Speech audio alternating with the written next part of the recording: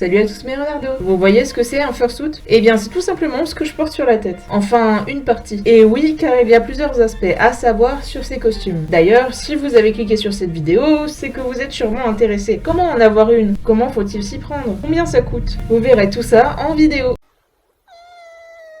Tout d'abord, fursuit vient de l'appellation anglaise fur, fourrure, et de suit, costume, ce qui nous donne une tenue toute poilue. Celle-ci se décompose en plusieurs parties. La head, c'est la tête, le body, le corps entier style combinaison, les paws, les pattes des mains, les feet paws, les pattes des pieds, et enfin la tail qui définit la queue. Il peut y avoir plus de parties selon les espèces, mais cette liste constitue les principales. La fursuit sert à celui qui le souhaite à représenter physiquement son fursona, aka son avatar furifié. Mais du coup, ça s'achète où? En magasin? Eh bien non, comme la communauté Furry est composée essentiellement d'artistes, on ferait appel à un fursuit maker, un créateur de fursuit. Mais ne nous précipitons pas, car il va bien falloir présenter le projet en amont. Et pour cela, on utilise une référence sheet, c'est-à-dire une fiche de personnage. Voici la fiche de mon fursona. On y voit essentiellement ses couleurs et ses marquages principaux. Il y a aussi ce qu'elle aime et son caractère. C'est important d'avoir ce genre de détails pour donner une âme à son personnage. Vous pouvez prendre commission chez un artiste, dessiner ou utiliser une base pour obtenir la fiche de votre fursona. Une fois ceci fait, vous allez devoir trouver un fursuit maker.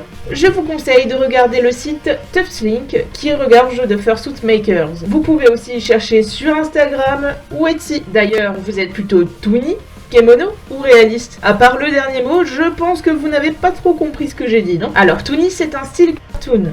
En général, le fursuit a de gros yeux, des caractéristiques et une expression marquée. Le kemono, quant à lui, exprime un style manga avec un mini museau et des yeux larges.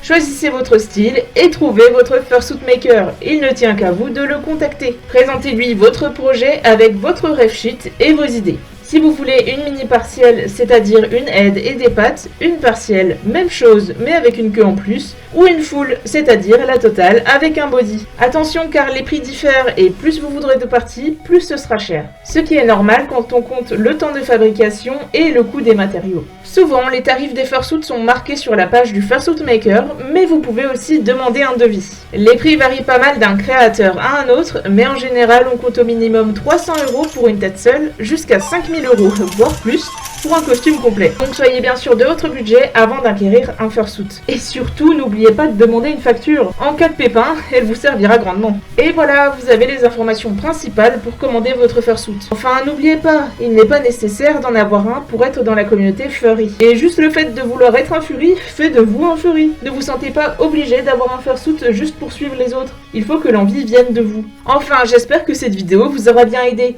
Mais si jamais vous avez d'autres questions, n'hésitez pas à commenter. Et si cette vidéo vous a plu, n'hésitez pas à liker, partager et à vous abonner. Ciao les renardos!